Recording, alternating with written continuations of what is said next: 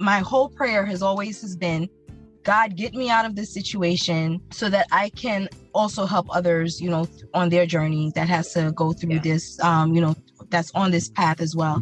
So to me, it's always sharing your story that gets, is passing the baton on and helping someone else that is in the situation or going through something that makes your story and your experiences, that much more effective, right? So it's not just drowning in whatever it is, but finding purpose through your challenges. So COVID gave me the time. I've always wanted to put my story down on paper and write a book. One book turned into four books. Wow. And it became a 4-part series talking about motherhood.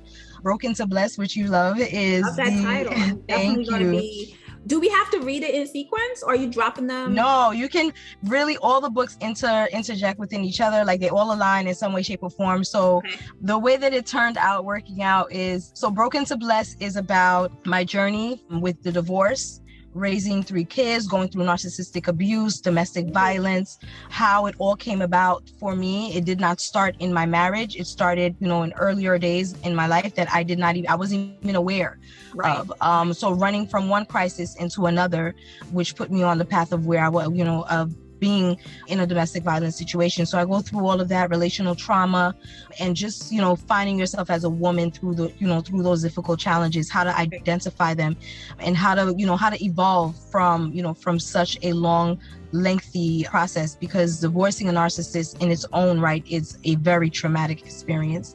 And so it talks about how I survived all of that and gives the reader the knowledge and the foundation to know how they can also do it as well. Passion to Profit is coming from, goes into the blessed part of the Broken to Blessed, because I was able to take my passion and turn it into a profitable income for me to raise my children on my own without doing the 9 to 5.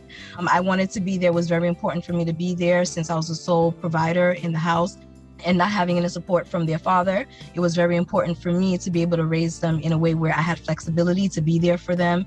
I never missed a basketball game, never missed a football game, never missed a gymnastic competition. I was there at every school, event, every parent teacher, and not having to work the 9 to 5 gave me the flexibility, but I had to hustle and hustle hard. And so with every challenge that came into, making a profitable income, it was two-sided. My passion gave me the ability to look forward to something, to love what I do, and to give me the drive and the motivation to keep doing it. And then turning it into a profit gave me the ability to take care of my family. So that book talks about all of that, my journey, to how I turned my multiple passions into profitable income and how I scaled them. And then it also gives the reader the ability to know, I teach the reader step by step, give them invaluable resources that they can do it too. So if you're a single parent entrepreneur, if you're any entrepreneur really, but if you're a single parent, the word I can't be in your vocabulary. Right. You got to take that word out, because I feel like when there's a will, there's definitely a way. And if there's no way, you make one. It's definitely possible. It's definitely possible.